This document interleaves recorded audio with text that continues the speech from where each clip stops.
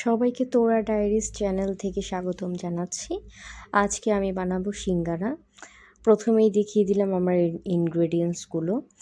এখন আমি পেঁয়াজগুলো কুচি কুচি করে কাটছি, আর ভিডিওর মাঝখানে বলে নিচ্ছি আমি পেঁপে, গাজর, আলু এই সবজিগুলো নিয়েছি।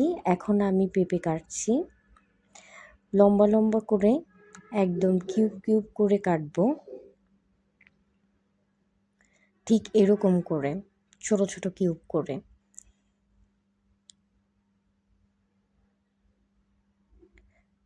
তারপর আমি আলুটা নিয়ে নিলাম। আলুটাও ঠিক সেমভাবে লম্বা লম্বা করে কিউব কিউব করে কেটে নিচ্ছি, একদম ছোট ছোট কিউব করে।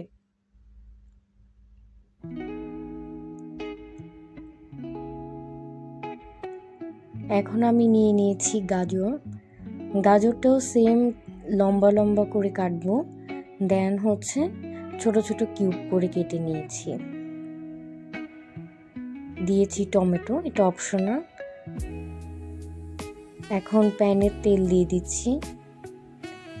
তেল গরম হওয়ার পর 5 ফোড়ন দিচ্ছি। 5 ফোড়ন দিলে সিঙ্গারার যে টেস্টটা সেটা আরও বেড়ে যায় এবং খুবই ফ্লেভারফুল লাগে। এখন লালচে হওয়ার জন্য ওয়েট করছি। তারপর ছেড়ে দিলাম পেঁয়াজ কুচিগুলো, আর পেঁয়াজ কুচিগুলো প্যানের মধ্যে নাড়াচাড়া করতে হবে ঠিক ব্রাউন হওয়া অবধি পর্যন্ত।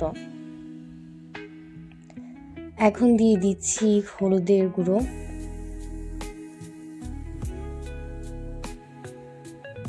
তারপর দিয়ে দিলাম মরিচের গুঁড়ো।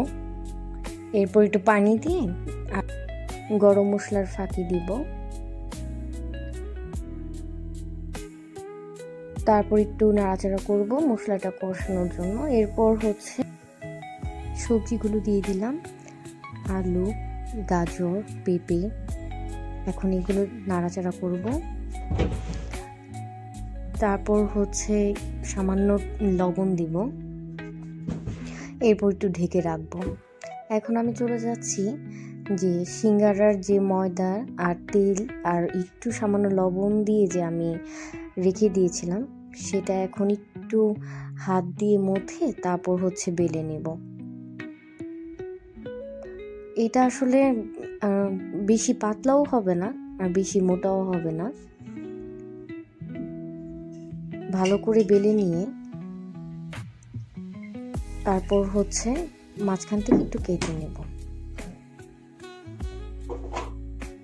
তেলটা দেওয়াতে কি সফট হয় আর বেলতেও সুবিধা হয়, এক্সট্রা কোনো ময়দার দরকার হয় না।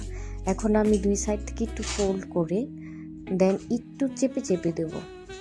চেপে চেপে দেওয়ার কারণটা কি, সিঙ্গারার ভিতরে যে পুরটা দিলাম বা যে এখন দিব, সেটা যেন বের না হয়। আস্তে আস্তে পুরগুলো দিয়ে দিলাম।